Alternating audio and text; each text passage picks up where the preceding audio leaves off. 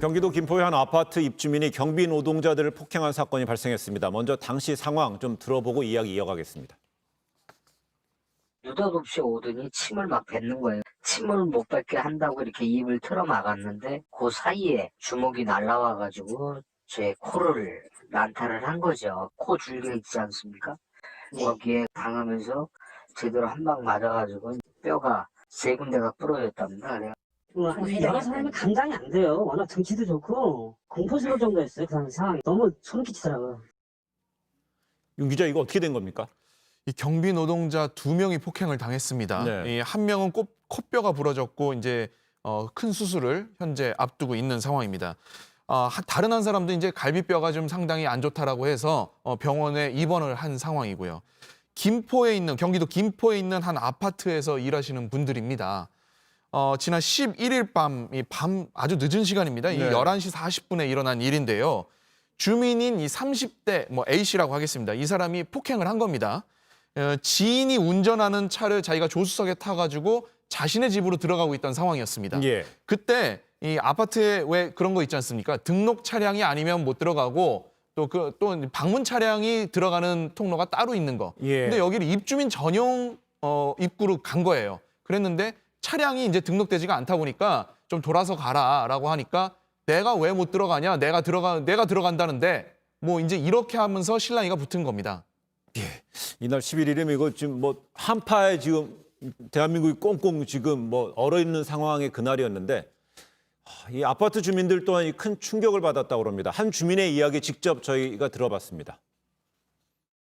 전혀 화낼 만한 상황이 아닌데 너무 이게 말이 안 되는 상황인 거예요. 본인의 감정을 추스르지 못해서 다른 사람한테 타인한테 폭력을 행사하고 어르신한테 욕설까지 하는 상황이며 판단할 수 있는 인지 능력이 없는 사람같이 느껴지더라고요. 아파트 카페에 동영상과 같이 뉴스가 나왔다라는 얘기로 올라왔어요. 거기에 이제 댓글이 달리면서 강력한 처벌도 처벌이고 아파트 입주민 차원에서 경비분께 너무 죄송하니까 조그마한 위로금이라도 든다면 이제 모금을 좀 해서 마음을 전달하고 싶다. 한 분이 이렇게 올렸어요. 그래서 거기에 다들 이제 동의한다, 동참한다 이렇게 올라온 거죠.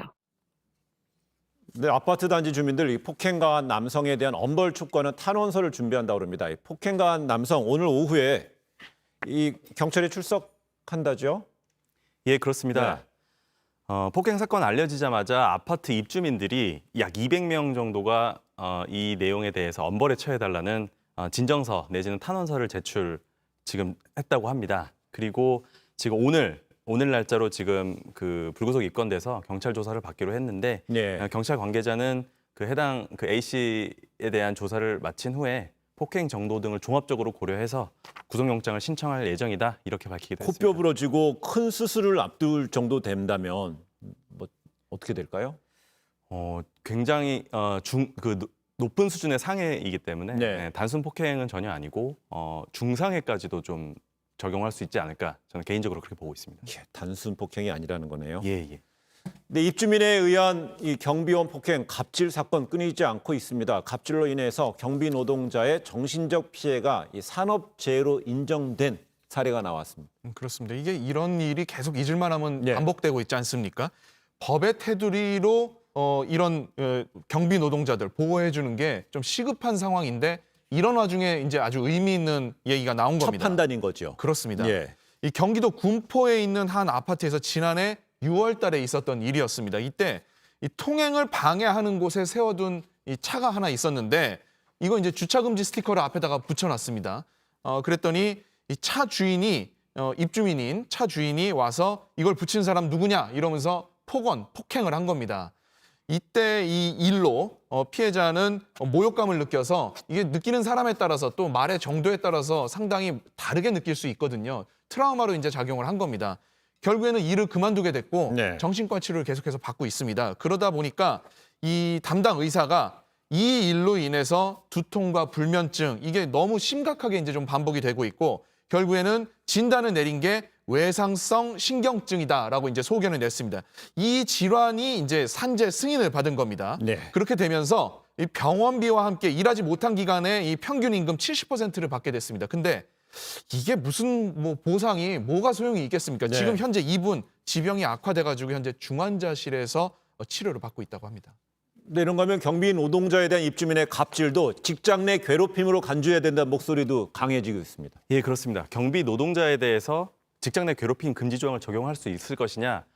이게 명문상으로 볼 때는 조금 부정적인데 이 부분에 대해서 국가인권위원회도 계속해서 촉구를 했었습니다. 적용을 해야 된다. 그래서 지금 지난 5일이죠. 1월 5일에 공동주택관리법 시행령이 개정이 돼서 그 아파트 단지마다 있는 관리 규약, 그 관리 규약에 경비원에 대한 그 괴롭힘 이 부분을 금지 조항을 반드시 의무적으로 규정하도록 법이 개정이 됐습니다. 그래서 올해 5월 6일까지 모든 아파트들은 관리 규약을 다 개정을 해야 되고요. 네. 근데 이제 딱 하나 문제점은 이게 과태료 처벌 규정밖에 없기 때문에 실효성이 좀 미비한 것은 아닌가 이런 지적이 있습니다. 예, 미비점은 채워나가야겠습니다.